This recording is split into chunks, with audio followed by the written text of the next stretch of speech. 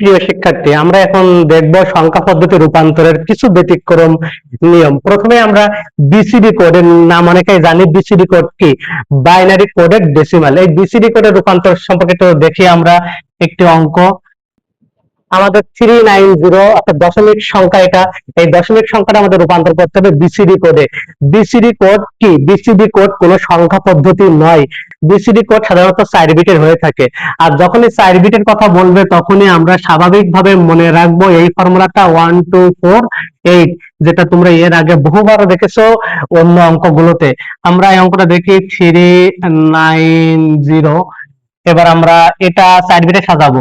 4 বিটে যখন সাজাবো, 3 4 বিটে সাজালে কি হবে? আমার 2 আর 1 যোগ করলে 3, 4 দরকার না, 8 দরকার না। তাহলে লিখতে পারি আমরা এখানে 0 0 1 1 9 বানাতে হবে এখানে আমাদের। এবার যদি 9টা এখানে বানাই, 8 আর 1 যোগ করলে কত হয়? 9। 4 দরকার না, 2 ও দরকার না, এজন্য 0 0 1 0 0 1। এবার আমাদের 0, জিরোটার ক্ষেত্রে কোন মান প্রয়োজন? জিরোর ক্ষেত্রে অর্থাৎ কোনোটাই আমাদের দরকার না, সর্বশেষ মান এখানে আমাদের সাইডটাই জিরো হয়ে যাবে, যেহেতু 4 বিটের। বিসিবি কোড 4 বিটের, অর্থাৎ আমাদের 4 বিট করে সাজাতে হবে। 4 বিট করে অবশ্যই সাজাতে হবে। সাজানোর পরে সর্বশেষ 0 0 1 1 1 0 0 1।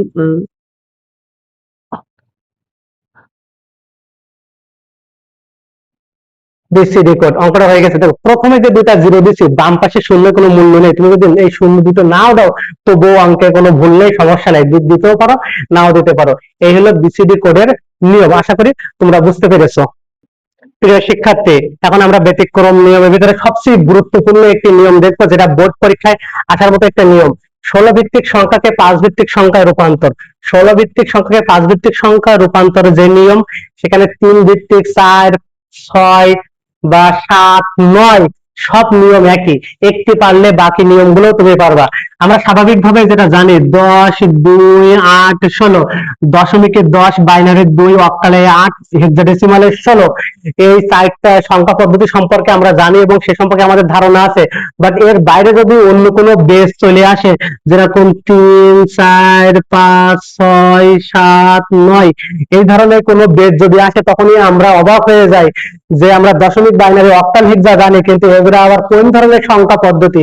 তখনই আমরা অঙ্ক ভুল করার সম্ভাবনা বা প্রবণতা বেশি থাকে। এখন তেমনই একটা অঙ্ক এখানে হেক্সাডেসিমাল, এটা আমরা বুঝতে পারছি আমাদের সাথে পরিচয় আছে হেক্সার, কিন্তু 5 ভিত্তিক সংখ্যার আমাদের কোনো পরিচয় নেই। এই ধরনের কোনো অঙ্ক যদি আসে, এখানে 5 3 7 যাই হোক না কেন, নিয়ম সব একই হবে। নিয়মটা কি? হেক্সাডেসিমাল সংখ্যাটা প্রথমে নিয়ে যেতে হবে দশমিক সংখ্যা পদ্ধতিতে, আবার দশমিক সংখ্যার যে মানটা বের হবে ওইটাই এই 5 দ্বারা, মানে এখানে 5 থাকুক আর যেটাই থাকুক, সেটা দ্বারা ভাগ করতে হবে। তার মানে এখানে যে সংখ্যাটা থাকবে সেটা আমাদের কনভার্ট করে প্রথমে নিয়ে যেতে হবে দশমিকে, তারপরে দশমিক সংখ্যাটা এই 5 দ্বারা ভাগ করতে হবে। আমরা দেখি অঙ্কটা কেমন হতে পারে।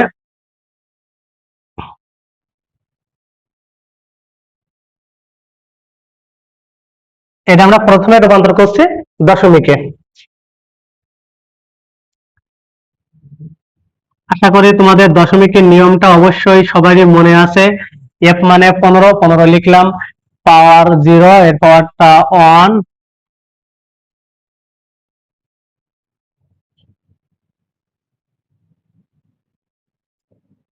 কারণ পাওয়ার 0 থাকলে 1 ধরতে হয়, তোমরা নিশ্চয়ই জানো। সরি, এখানে কিন্তু ভুল হয়েছে, 16 1 16ই হবে।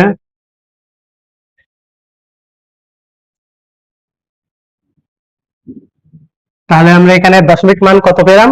47। এই যে 47টা পেয়েছি, এখন আমাদের কাজ হলো এই 47 যেটা পেয়েছি, এটা এই যে চাহিত অর্থাৎ জিজ্ঞাসা চিহ্ন, এখানে যে 5 আছে বেজ, এই 5 দ্বারা ভাগ হবে।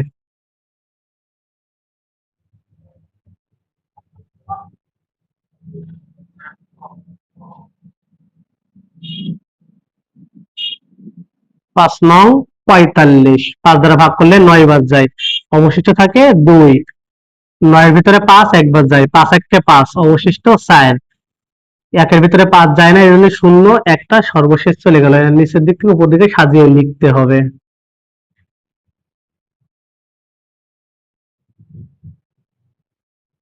এবার আমরা ফাইনালি যখন উত্তর লিখবো আমরা লিখতে পারি এভাবে,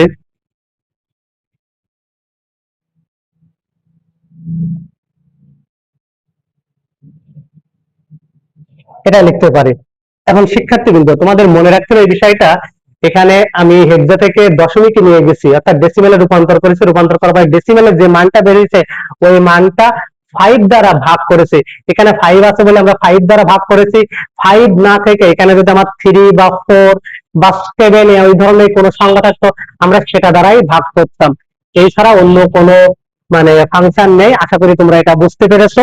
আমরা পরে আরেকটি ব্যতিক্রম নিয়ম আমরা দেখি, তোমরা চাইলে একটা স্ক্রিনশট দিয়ে রাখতে পারো এই অঙ্কটার।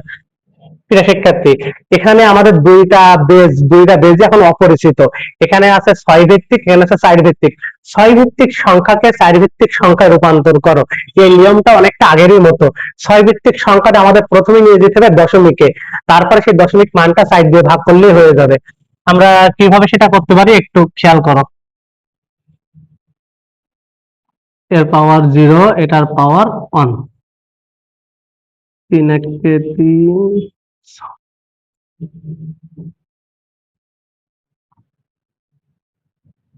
কারোর পাওয়ার শূন্য থাকলে এখানে অন্ধ তো, এটা তোমরা জানো।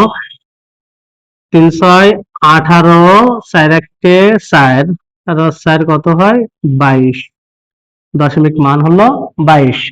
এবার যে 22টা বেড়েছে দশমিক মান, এটা হলো আমার 4 দ্বারা ভাগ করতে হবে। এখানে 4 আছে এজন্য আমরা 4 দ্বারা ভাগ করব, 4 না থেকে যদি অন্য কোনো সংখ্যা থাকতো অবশ্যই সেটা দ্বারাই ভাগ করতাম।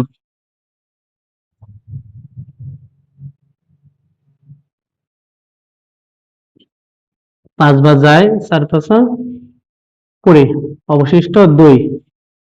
5 এর মধ্যে 4 একবার যায়, অবশিষ্ট 1। 4 এর ভিতরে এই 1 এর ভিতরে 4 যায় না, 0, একটা শেষে দিলাম।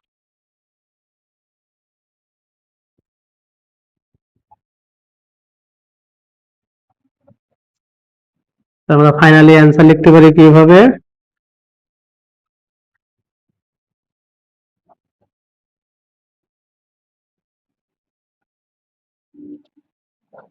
আশা করি প্রিয় শিক্ষার্থীবৃন্দ তোমরা নিয়মটা বুঝতে পেরেছো। এই ব্যতিক্রম যে 2টা বা 3টা নিয়ম দেখালাম সবগুলো খুব গুরুত্বপূর্ণ, এগুলো একটু প্র্যাকটিস করবা।